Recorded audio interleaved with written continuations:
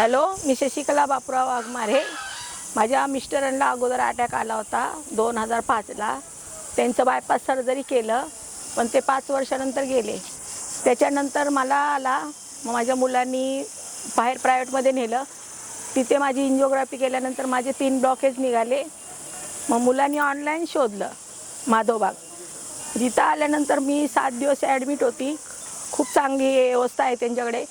खूप चांगले त्यांचे काम करणारे हे पण आहेत आणि फरक खूप पडतो. आणि मी 10-15 मिनटं पण चालू शकत नव्हती, एवढा मला दम लागायचा.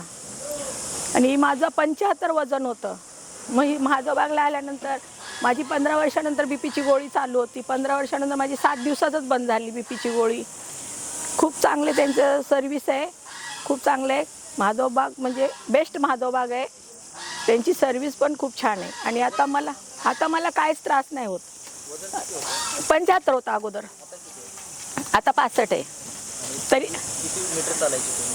10-15 मिनटं पण नाही चालायची, एवढा दम लागायचा मला.